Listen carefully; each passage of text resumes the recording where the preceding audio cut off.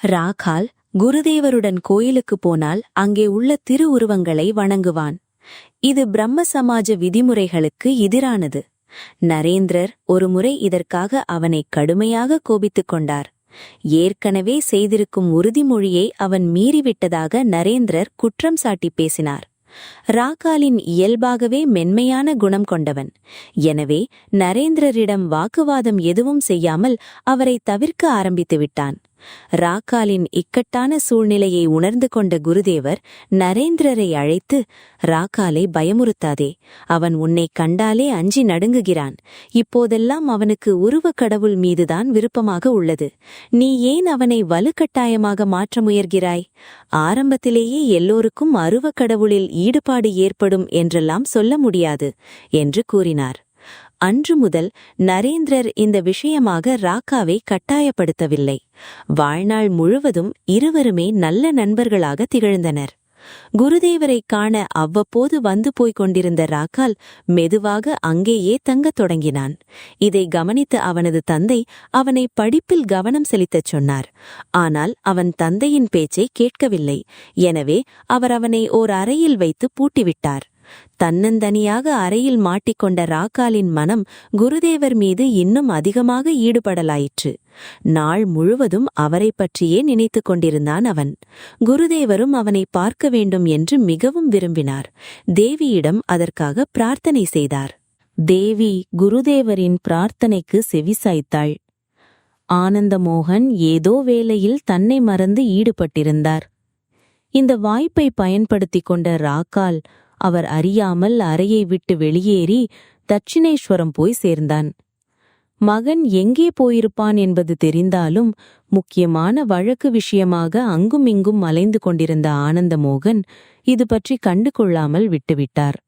அதிர்ஷ்டவசமாக அவர் அந்த வழக்கில் வெற்றி பெற்றுவிட்டார். தமது வெற்றிக்கு மகனின் நன்னடத்தையும் குருதேவரின் ஆசிகளும் தான் காரணம் என்று நம்பிய அவர் தட்சிணேஸ்வரத்திற்கு புறப்பட்டார். தந்தை வந்து கொண்டிருப்பதை தூரத்திலிருந்தே பார்த்துவிட்ட ராகால் பயத்தில் நடுங்க ஆரம்பித்தான். குருதேவர் அவனிடம் மாறுதலாக, ஏன் பயப்படுகிறாய்? பெற்றோர்கள் வாழும் தெய்வங்களே அல்லவா? உன் அப்பாவை பார்த்ததும் தரையில் விழுந்து அவரை வணங்கு. தேவியின் அருளால் எல்லாம் நல்லபடியாக நடக்கும் என்றார். ஆனந்தமோகன் வந்ததும் குருதேவர் அவரை அன்புடன் உபசரித்தார். ராகால் தந்தையை நமஸ்கரித்தான்.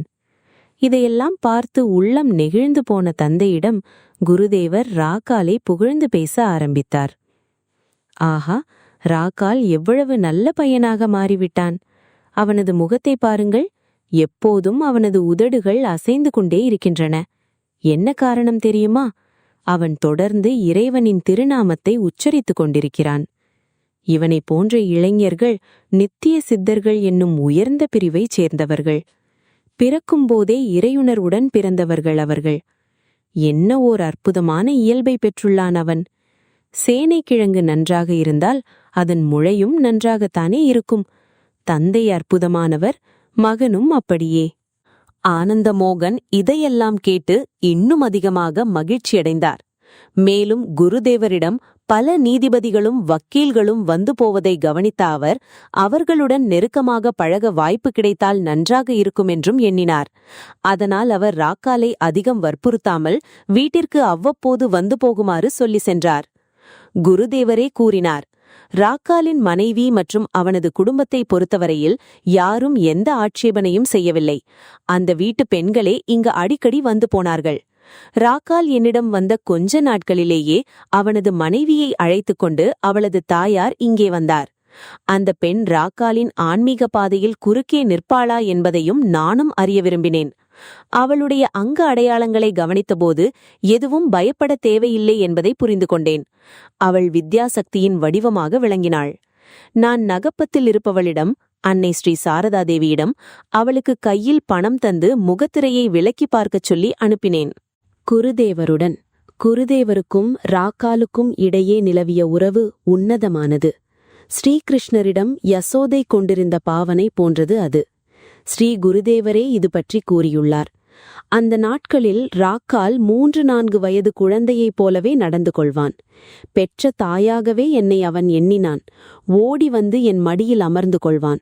அங்குமிங்கும் நகரமாட்டான். வீட்டிற்கு போக வேண்டும் என்ற எண்ணமே அவனுக்கு வராது. அவ்வப்போது நான் தான் அவனை கட்டாயப்படுத்தி வீட்டிற்கு அனுப்பி வைப்பேன். அவன் மகிழ்ச்சியாக இருக்க வேண்டும் என்பதற்காக நானே அவனுக்கு உணவு ஊட்டுவேன்.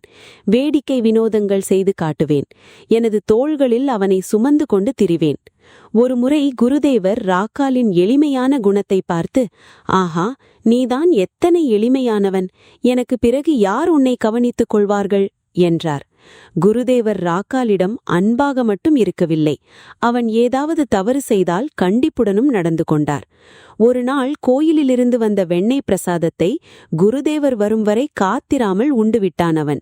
இதை அறிந்த குருதேவர், எவ்வளவு பேராசை உனக்கு! இங்கே வந்துவிட்டால் முதலில் புலன்களை கட்டுப்படுத்த பழகிக்கொள் என்று கடுமையாக கோபித்துக் கொண்டார். குருதேவரின் கோபத்தைக் கண்ட ராக்கால் நடுநடுங்கிவிட்டான். அதற்கு பிறகு அவன் அந்த தவறை செய்யவே இல்லை. ஒரு நாள் ராக்கால் குருதேவரிடம் தனக்கு பசிக்கிறதென்று கூறினான். அவனுக்கு தர அறையில் எதுவும் இல்லாததைக் கண்ட அவர் நேராக கங்கை நதியிடம் சென்று சத்தமான குரலில், கௌரி, வா, எனது ராக்கால் பசியாக இருக்கிறான் என்று முறையிட்டார். சிறிது நேரத்தில் கௌரிமாவும் பலராம் போஸும் படகில் அங்கு வந்து சேர்ந்தனர். அவர்கள் ஏராளம் ரசகுல்லா எடுத்து வந்திருந்தனர். குருதேவர் உடனே ராக்காலை அழைத்து, ராக்கால், இங்கே வா, பசிக்கிறது என்று சொன்னாயே, வந்து இந்த ரசகுல்லாவை சாப்பிடு என்றார். எல்லோர் முன்பும் தனது பசியை பற்றி குருதேவர் பேசியது ராக்காலுக்கு பிடிக்கவில்லை. வெட்கத்தால் முகம் சிவந்து போன அவன் குருதேவரிடம், ஏன் இப்படி எனது பசியை பற்றி எல்லோரிடமும் விளம்பரம் செய்கிறீர்கள் என்று கோபித்துக் கொண்டான். அதற்கு குருதேவர், அதனால் என்ன, பசி எடுத்தால் சாப்பிடாமல் என்ன செய்வார்கள், அதை சொன்னால் குற்றமா என்றார் அப்பாவியாக. ஒருமுறை ராக்கால் தெரு வழியாக போய்க் கொண்டிருந்த போது நாணயம் ஒன்றை கண்டெடுத்தான். கருணை மனத்தினனான அவன் அதை ஒரு பிச்சைக்காரனுக்கு தானமாக கொடுத்துவிட்டான். இந்த விஷயத்தை அவன் குருதேவரிடமும் கூறினான். உடனே அவர் கோபமாக, மீன் சாப்பிடாதவன் மீன் விற்கும் இடத்திற்கு ஏன் செல்ல வேண்டும்? உனக்கு அதனால் எந்த பயனும் இல்லை எனும்போது நாணயத்தை கையால் தொட என்ன அவசியம் வந்தது என்றார். குருதேவரை பொறுத்தவரையில் ஆன்மீக வாழ்க்கைக்கு காமமும் பணமுமே பெரிய தடைகளாகும். எனவே அவர் தமது சீடர்களை இந்த 2 விஷயங்களிலும் சிக்கிக்கொள்ளக்கூடாது என்று அறிவுறுத்தினார். ஒரு நாள் குருதேவர் ராக்காலிடம் தமது கால்களை பிடித்துவிட சொன்னார். முதலில் அவன் மறுக்கவே, குருதேவர், இதோ பார், சாதுக்களுக்கு சேவை செய்தால் நல்ல பலன் கிடைக்கும் என்றார். ராக்கால் உடனே குருதேவரின் கால்களை பிடித்துவிட ஆரம்பித்தான். என்ன ஆச்சரியம்! அந்த கணமே அவனுக்கு ஓர் அற்புதமான ஆன்மீக அனுபவம் கிடைத்தது. காளி தேவி 7 அல்லது 8 வயது சிறுமியின் உருவத்தில் குருதேவரின் படுக்கையை ஓரிரு முறை சுற்றி வந்து கடைசியாக அவரது உடம்பினுள் சென்று மறைந்ததை அவன் கண்டான். அவனுக்கு மகிழ்ச்சியில் தலைகால் புரியவில்லை. குருதேவர் புன்னகைத்தபடியே ராக்காலிடம், சாதுக்களுக்கு சேவை செய்வதால் என்ன நன்மை கிடைக்கும் என்பதை பார்த்தாயா என்றார். ஒரு நாள் ராக்கால் வராந்தாவில் அமர்ந்திருந்த குருதேவரின் உடலில் எண்ணெய் தடவி கொண்டிருந்தான். அப்போது அவன் குருதேவரிடம் தனக்கு மிக உயர்ந்த ஆன்மீக அனுபவத்தை வழங்குமாறு கேட்டான். குருதேவர் மறுத்துவிட்டார். ஆனால் அவன் பிடிவாதம் செய்தான். குருதேவர் அவனை கோபித்துக் கொண்டார். இதனால் ஆத்திரமடைந்த ராக்கால் எண்ணெய் கிண்ணத்தை வீசி எறிந்துவிட்டு வேகமாக நடக்க ஆரம்பித்தான். அவன் தன் மலத்தில் இனிமேல் குருதேவரிடம் வரக்கூடாது என்று எண்ணிக்கொண்டான். அவன் யதுமல்லிக்கின் தோட்ட வீடு வரைதான் சென்றிருப்பான். அதற்கு மேலே அவனால் ஓரணி கூட எடுத்து வைக்க முடியவில்லை. கால்கள் உணர்ச்சியற்று போனதைப் போல் உணர்ந்த அவன் அப்படியே தரையில் அமர்ந்து விட்டான். குருதேவர் ராம்லாலை அழைத்து அவனை தம்மிடம் கூட்டி வரச் சொன்னார். ராக்காலிடம், உன்னால் போய்விட முடியுமா என்ன? நான் தான் அதுவரை எல்லைக்கோடொன்றை வரைந்து வைத்துள்ளேன், தெரிந்து கொள் என்றார். அன்று மதியம் ராக்காலும் மாவும் குருதேவரின் அறையில் அமர்ந்திருந்தனர். குருதேவர் பரவச நிலையில் காளிதேவியிடம் பேசிக் கொண்டிருந்தார். அதை இருவரும் கேட்டனர். அம்மா, அவனுக்கு ஏன் ஒரு கலை, மிக சிறிய அளவு மட்டும் கொடுத்தாய்? சிறிது நேரம் மௌனத்திற்கு பிறகு, அம்மா, புரிந்து கொண்டேன். ஒரு கலையே அவனுக்கு போதும். அதைக் கொண்டே அவன் உனது காரியங்களை செய்து முடிப்பான். மக்களுக்கும் போதிப்பான் என்றார் குருதேவர். அசந்து போனார். குருதேவர் பரவச நிலையிலேயே ராக்காலிடம், நீ கோபப்பட்டாயே, உனக்கு ஏன் கோபமூட்டினேன் தெரியுமா? காரணம் இருக்கிறது. மருந்து சரியாக வேலை செய்வதற்காகத்தான் அப்படி செய்தேன். முகம் கூட்டிய பிறகுதான் பரு உடையவோ வற்றவோ மருந்து போட வேண்டும் என்று கூறினார். சில நாட்கள் கழிந்தன. ராக்கால் குருதேவருடன் காளிக் கோயிலுக்கு சென்றான். குருதேவர் கோயிலுக்குள் போன பிறகு அவன் முன்மண்டபத்தில் அமர்ந்து தியானம் செய்யத் தொடங்கினான். சிறிது நேரம் கழித்து அவன் கண்ட காட்சி, அப்பப்பா! காளிக் கோயில் கர்ப்பகிருகத்திலிருந்து கோடி சூரிய பிரகாசம் எழுந்து அவனை நோக்கி வேகமாக வந்தது. இதை பார்த்த அவனுக்கு உள்ளூர நடுங்கிவிட்டது. அவன் பயத்தில் எழுந்து குருதேவரின் அறையை நோக்கி வேகமாக ஓட ஆரம்பித்து விட்டான். சிறிது நேரத்திற்குப் பிறகு குருதேவர் அறைக்கு வந்தார். ராக்காலிடம் அவர், என்ன, தியானம் செய்தாயா என்று கேட்டார். அதற்கு ராக்கால் ஆம் என்று பதில் கூறிய பிறகு என்ன நடந்தது என்பதையும் விளக்கினான். உடனே குருதேவர் அவனை பார்த்து, தியானம் பழகுவதால் என்ன பயன்? எந்த காட்சியும் கிடைக்கவில்லை என்றெல்லாம் நீதான் கூறினாய். பிறகு காட்சி கிடைத்ததும் ஏன் எழுந்து ஓடிவிட்டாய் என்றார். ஒரு நாள் ராக்கால் மனம் அலைபாய்ந்ததால் தியானம் செய்ய முடியாமல் தவித்தான். இத்தனை காலம் ஆன்மீக சாதனைகளை பழகியும் பெரிய முன்னேற்றம் ஏற்படவில்லையே என்று கவலைப்பட்ட அவன் பேசாமல் வீட்டிற்கு போய்விடலாம் என்று முடிவு செய்து குருதேவரிடம் சென்றான். அவனை பார்த்தவுடனே குருதேவர், ராக்கால், உன் மனம் ஏதோ தடித்த வலையில் சிக்கிக் கொண்டது போல் உள்ளதே என்றார்.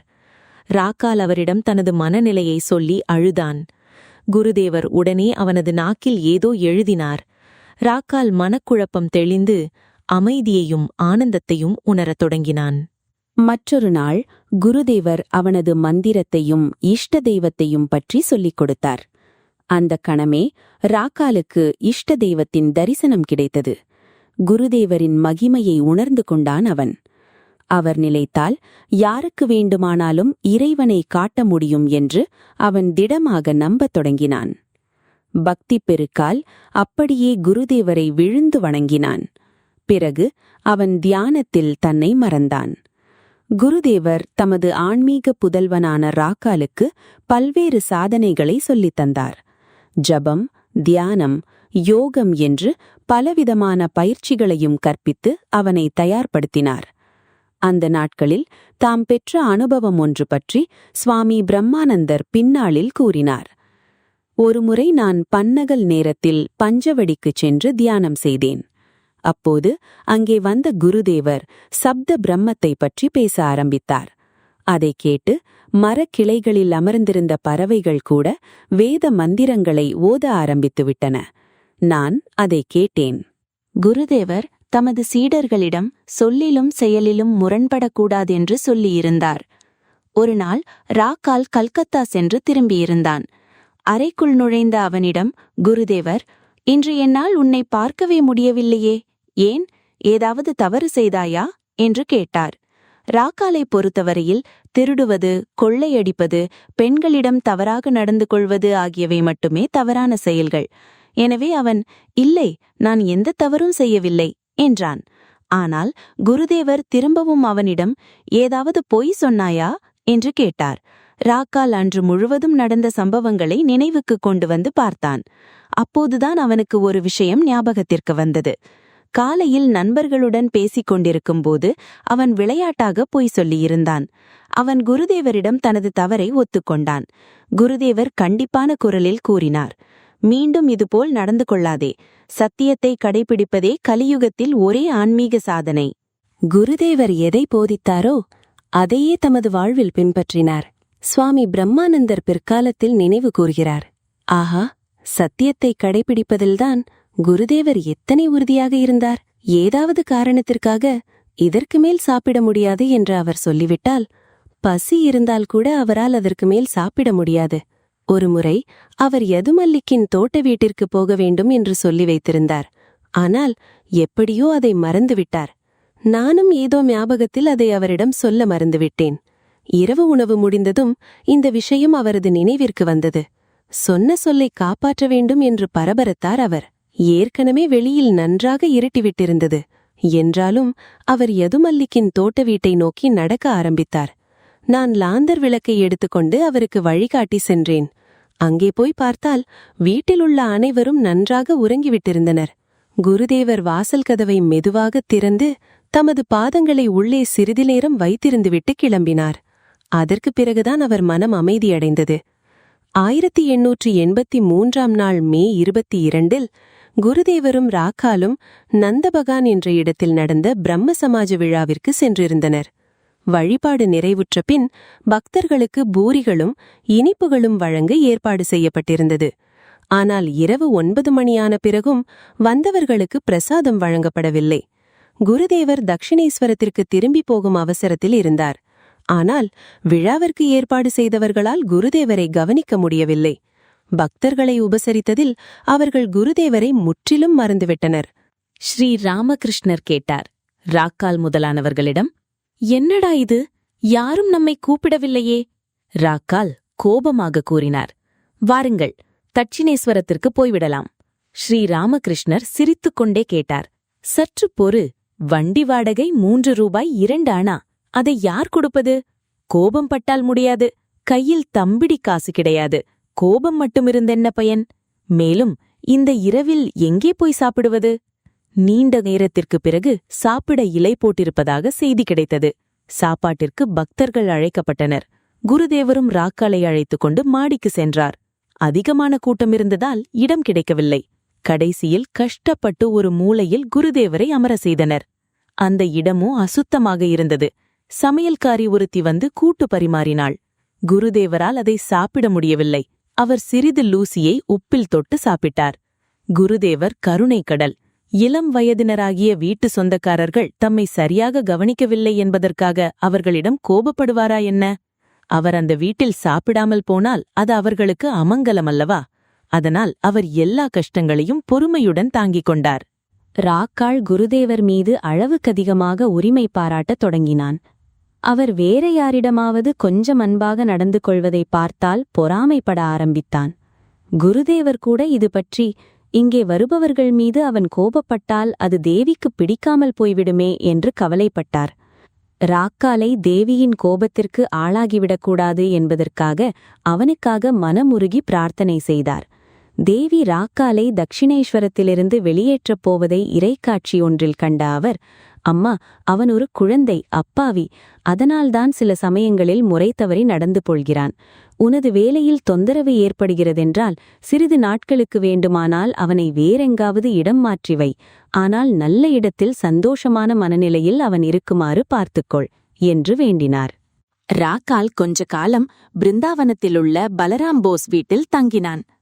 அங்கிருந்தபோது அவனுக்கு உடல்நிலை சரியில்லாமல் போனது. இதைக் கேட்ட குருதேவர் மிகுந்த மன வருத்தத்திற்கு உள்ளானார். ராக்காலின் முந்தைய பிறவி ஸ்ரீகிருஷ்ணருடன் தொடர்புடையது என்பதை அவர் அறிவார். இப்போது பிருந்தாவனம் சென்றுள்ள அவன் தனது முற்பிறவியை அறிந்து கொண்டு எங்கே உயிரை விட்டுவிடுவானோ என்று பயந்து போனார் அவர். எனவே அவர் தேவியிடம் ராக்காலின் உடல் ஆரோக்கியத்திற்காக பிரார்த்தித்தார். ராக்கால் உடல் நலம் பெற்றதுடன் 4 மாதங்கள் அங்கேயே தங்கியிருந்து சாதனைகள் பழகி பிறகு கல்கத்தா திரும்பினான். ஒரு நாள் குருதேவர் பக்தர்களிடம் ராக்காலுக்கும் சிறிது உலக இன்பங்களை அனுபவிக்கும் ஆசை இருந்ததென்றும் அன்னையின் அருளால் அவை நிறைவுற்றது என்றும் கூறினார். திருமணம் செய்து ஒரு குழந்தைக்கு தந்தையான பிறகும் அவன் குருதேவரின் கருணையால் உலகைத் துறந்து இறைவனை அடைந்தான். தம்மை உலக பந்தங்களிலிருந்து விடுவித்த குருசக்தியைப் பற்றி பின்னாளில் சுவாமி பிரம்மானந்தர் கூறினார். ஸ்ரீராமகிருஷ்ணரிடம் குடிகொண்டிருந்த குருசக்தியைப் பற்றி என்னவென்று சொல்வது? அந்த காலத்தில் அவருடைய சக்தியை நினைத்து வியப்படைந்தோமே தவிர அதன் முழு பரிமாணத்தையும் நாங்கள் உணர்ந்திருக்கவில்லை. இப்போதுதான் எல்லாம் ஓரளவிற்கு புரிகிறது. என்ன ஒரு அற்புதமான ஆற்றல் அவரிடம் செயல்பட்டது தெரியுமா? ஒரு நாள் நான் அவரிடம் சென்று என்னால் காம எண்ணத்தை கட்டுப்படுத்த முடியவில்லை என்று முறையிட்டேன். உடனே அவர் எனது நெஞ்சை தொட்டு ஏதோ சொன்னார். அவ்வளவுதான். என்னிடமிருந்த காமம் எங்கோ மறைந்துவிட்டது. அன்று முதல் அந்த எண்ணம் என் மனத்தில் எழவே இல்லை. குருதேவருக்கு தொண்டையில் புற்றுநோய் ஏற்பட்டிருந்தபோது ராக்கால் அவருடன் தங்கி சேவை செய்தான்.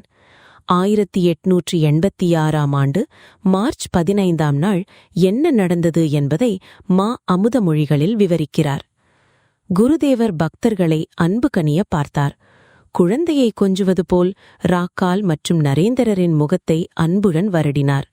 சிறிது நேரத்திற்குப் பிறகு மகேந்திரரிடம், இந்த உடம்பு இன்னும் சில நாள் இருந்தால் பலருக்கு ஆன்மீக விழிப்பு ஏற்பட்டிருக்கும் என்றார்.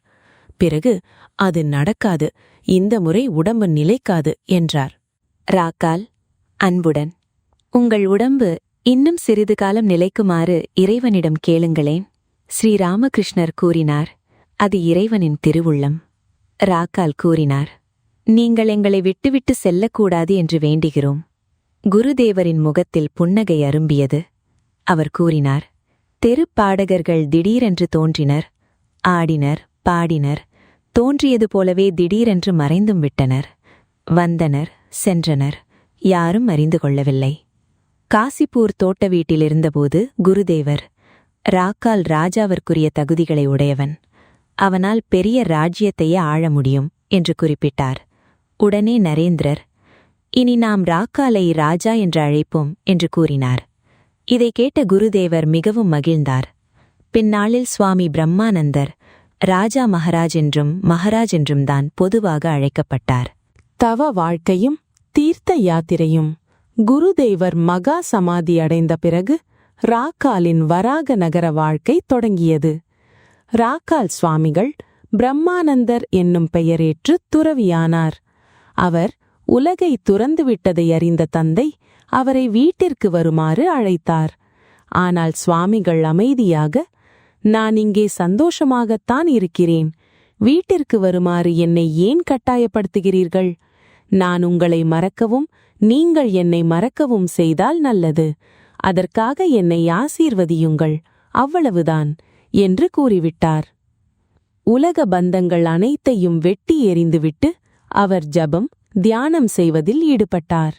சகோதர சீடர்கள் அனைவரும் வாய்ப்பு கிடைத்த போதெல்லாம் மடத்தை விட்டு வெளியேறி புனித பயணம் மேற்கொண்டனர். சுவாமி பிரம்மானந்தரும் சுவாமி சுபோதானந்தரும் வட இந்தியாவிலுள்ள முக்கியமான புண்ணிய தலங்களுக்கு சென்றார். அங்கெல்லாம் தீவிர சாதனைகளில் ஈடுபட்டார். குருதேவரிடம் மனமுருகி பிரார்த்தித்தார். சுவாமிகள் பிருந்தாவனத்தில் தங்கியிருந்தபோது அவரிடம் குருதேவரின் இல்லற பக்தரான விஜயகிருஷ்ண கோஸ்வாமி, ஆன்மீக வாழ்வில் அடைய வேண்டிய அற்புதமான இறைக்காட்சிகளையும் சமாதியையும் குருதேவர்தான் உனக்கு அளித்துள்ளாரே, பிறகு ஏன் இவ்வளவு தீவிரமாக தவம் செய்கிறாய் என்று கேட்டார். அதற்கு சுவாமிகள், குருதேவரின் அருளால் நான் பெற்ற அனுபவங்கள் அனைத்தையும் எனக்கே சொந்தமாக்கிக் கொள்வதற்காக என்று பதிலளித்தார். சுவாமிகளின் கடுந்தவ வாழ்வையும் தியானம், பிரார்த்தனை என்று சதா சர்வகாலமும் அவர் சாதனைகளில் ஈடுபட்டிருப்பதையும் கண்ட சுவாமி சுபோதானந்தர், குருதேவர் உன்னை தமது சொந்த மகனாகவே எண்ணி போற்றினார். கடவுளின் பிள்ளை அல்லவா நீ? அவருடைய கருணைக்காக இப்படி பிச்சைக்காரனைப் போல் காத்திருப்பது உனக்கு தகாது என்றார். சுவாமிகள் அதற்கு பின்வருமாறு பதில் கூறினார். நீ சொல்வது உண்மைதான். குருதேவர் நம்மையெல்லாம் நேசித்தார், எல்லாவற்றையும் நமக்கு தந்தார். ஆனால் அதனால் மட்டும் அனைவருக்கும் அமைதி கிடைத்துவிட்டதா என்றால் இல்லை என்பதே பதிலாகும். வாழ்க்கையை நிறைவுடையதாக மாற்ற மீதி முயற்சிகள் அனைத்தையும் நாம் தான் செய்ய வேண்டும் என்பது இதிலிருந்து புரிகிறது. உத்தவர் ஸ்ரீகிருஷ்ணருக்கு நல்ல நண்பர்தான். ஆனால் அவரிடம் என்ன சொன்னார் தெரியுமா? உண்மையிலேயே ஆன்மீகத்தை அனுபவத்தில் அறிந்து கொள்ள விரும்புகிறாயா? அப்படியென்றால் இமயமலை போன்ற பகுதிகளுக்குச் சென்று தவம் செய்து வா. நீ விரும்பினால் சில அற்புதமான இறைக்காட்சிகளை கூட உனக்குத் தர என்னால் முடியும். இருந்தாலும் அவை மட்டும் போதாது. தியானமும் தவமும் தேவைப்படுகின்றன. அவை இல்லாமல் இறைவனை அறிய முடியாது என்றல்லவா அவர் சொன்னார். சுவாமிகள் 1893 பிருந்தாவனத்தில் சுவாமி துரியானந்தருடன் தங்கியிருந்தபோது ஒரு நாள், இன்று நான் பிச்சை எடுக்க எங்கும் செல்ல மாட்டேன், ராதை நமக்கு உணவளிப்பாளா என்று பார்ப்போம் என்று கூறினார். இவ்வாறாக உறுதிமொழி எடுத்த இருவரும் நாள் முழுக்க ஜபம், தியானம் என்று தங்களை மறந்து ஆன்மீக சாதனையில் மூழ்கிவிட்டனர். மறுநாள் காலையில் யாரோ ஒருவர் பல்வேறு வகையான உணவு பண்டங்களைக் கொண்டு வந்து அவர்களின் பசியில் தீர்த்தார். மற்றொரு சமயம் அவர் இருவரும் குசுமீரிக்கரையில் அமர்ந்து தியானம் செய்து கொண்டிருந்தனர். சுவாமி துரியானந்தர் தாம் பிச்சையேற்று வந்த காய்ந்த சப்பாத்தியை சுவாமிகளிடம் பண்டு உண்ண சொன்னார். அவர் அதை உண்ண ஆரம்பித்ததும் துர்யானந்தர் துக்கத்துடன், மகாராஜ், குருதேவர் உங்களை எவ்வளவு நன்றாக கவனித்துக் கொண்டார். சுவையான இனிப்பு வகைகளை உங்களுக்கென்றே தனியாக எடுத்து வைத்து உண்ண கொடுப்பார். ஆனால் நானோ இந்த காய்ந்த சப்பாத்தியை அல்லவா தந்து உங்களை கஷ்டப்படுத்துகிறேன் என்றார். இப்படி சொல்லிவிட்டு மனம் தாழாமல் அழுதே விட்டார். ஒரு நாள் சுவாமிகள் தியானத்தில் அமர்ந்திருந்தபோது ஒரு பக்தர் ஒருவர் வந்தார். அவர் சுவாமிகளுக்கு ஒரு விலையுயர்ந்த போர்வை அளிக்க விரும்பினார். ஆனால் அவரை தொந்தரவு செய்யக்கூடாது என்ற எண்ணத்தில் அதனை அவருக்கு முன் வைத்துச் சென்றார். குறித நேரம் கழித்து அங்கே வந்த ஒரு திருடன், சுவாமிகள்தான் கண்ணை மூடி தியானம் செய்து கொண்டுள்ளாரே என்று எண்ணி அந்த போர்வையை எடுத்துச் சென்று விட்டான். சுவாமிகள் எதுவும் சொல்லாமல் இறைவனை நின்ற திருவிளையாடலை ஒரு சாட்சியாக அமர்ந்து ரசித்து மகிழ்ந்தார். சுவாமிகள் இருவரும் ஸ்ரீராமரின் ஜன்மபூமியான அயோத்திக்குச் சென்றனர். ஒரு நாள் துரியானந்தர் ஒரு வகையான வேக வைத்த கிழங்கை பிச்சையாக ஏற்று வந்தார். அதை உண்ட பிரம்மானந்தருக்கு தொண்டையில் தாங்க முடியாத எரிச்சல் ஏற்பட்டது. இதைக் கண்ட துரியானந்தர் ஓடிப்போய் எலுமிச்சம்பழம் ஒன்றை எங்கிருந்தோ பறித்து வந்து அதன் சாற்றை சுவாமிகளின் வாயில் ஊற்றினார். சிறிது நேரத்தில் சுவாமிகளின் தொண்டை வலி குறைந்து போனது. அன்றிரவு சுவாமிகள் குருதேவரை மனத்தில் நினைத்தவாறு சற்றே கோபத்துடன், ஒரு கவளம் உணவு கூட கொடுக்க முடியவில்லை என்றால் எதற்காக எங்களையெல்லாம் வீட்டை துறக்கச் செய்தீர்கள்? நாளை காலையில் எனக்கு சூடான கிச்சுடியும் ஊறுகாயும் கிடைக்க ஏற்பாடு செய்யுங்கள். அப்போதுதான் நீங்கள் எங்களுடன் இருப்பதை ஒப்புக்கொள்வேன் என்று முறையிட்டார். மறுநாள் காலையில் அவர்கள் இருவரும் சரையோ நதிக்கு குளிக்கச் சென்றனர். அப்போது துறவி ஒருவர் சுவாமிகளிடம், சுவாமிகளே, நீங்கள் இருவரும் நேற்று முழுவதும் எதுவும் சாப்பிடவில்லை போல் தெரிகிறதே. தயவு செய்து என்னுடன் வந்து எனது இஷ்ட தெய்வமான ஸ்ரீராமருக்கு நிவேதனம் செய்த பிரசாதத்தை உண்டு மகிழ வேண்டும் என்று கேட்டுக்கொண்டார். துறவியின் குடிசையில் அவர்களுக்கு கிச்சுடியும் ஊறுகாயும் பரிமாறப்பட்டது. சுவாமிகள் இருவரும் உறவு அருந்திக் கொண்டிருந்தபோது அந்த துறவி கூறிய விஷயத்தை கேட்டு ஆச்சரியமடைந்தனர். துறவி கூறினார், இன்று நான் ஆசிர்வதிக்கப்பட்டவனானேன். 24 வருடமாக நான் எனது இஷ்ட தெய்வமான ஸ்ரீராமரின் காட்சிக்காக கடுந்தகம் செய்து வந்தேன். இன்றுதான் அதற்கான பலனை அடைந்தேன். இப்படி சொல்லிக்கொண்டே அழ ஆரம்பித்த அவர் மேலும் தொடர்ந்தார், நேற்றிரவு நான் நன்கு உறங்கிக் கொண்டிருந்தேன். அப்போது எனது இஷ்ட தெய்வமான ஸ்ரீராமர் என்னை தமது மென்மையான விரல்களால் தொட்டு, எழுந்திரு, நான் பசியுடன் இருக்கிறேன். உடனே கிச்சுடி தயார் செய்து எனக்கு நிவேதனம் செய். நாளை காலையில் 2 பக்தர்கள் சரையு நதிக்கு குளிக்க வருவார்கள். விரதம் இருக்கும் அவர்களுக்கு அந்த உணவை பரிமாறு என்று கூறினார். உங்கள் இருவரின் கருணையால் தான் எனக்கு ஸ்ரீராமரின் தரிசனம் கிடைத்தது. சுவாமிகள் இருவரும் தங்களின் பொருட்டு இறைவன் நடத்திய லீலையை நினைத்து வியந்தனர். இதற்கு நடுவில் சுவாமிகளின் குடும்பத்தில் அப்பா, மனைவி, மகன் என்று ஒருவர் பின் ஒருவராக மரணமடைந்த செய்தி அவருக்கு தெரிவிக்கப்பட்டது. சுவாமிகள் அனைத்து துன்பங்களையும் பொறுமையுடன் தாங்கிக் கொண்டார். இந்த காலகட்டத்தில்தான் சுவாமி விவேகானந்தர் அமெரிக்காவில் நடந்த சர்வமத மகாசபையில் கலந்து கொண்டதும் அவரது வெற்றியும் சுவாமிகளுக்கு தெரிய வந்தது. மகிழ்ச்சியில் அவர் மனம் துள்ளிக் குதித்தது. 1895 சுவாமிகள் ஆலம்பஜார் மடத்திற்கு திரும்பினார். சகோதர சீடர்கள் எல்லையில்லா மகிழ்ச்சியடைந்தனர்.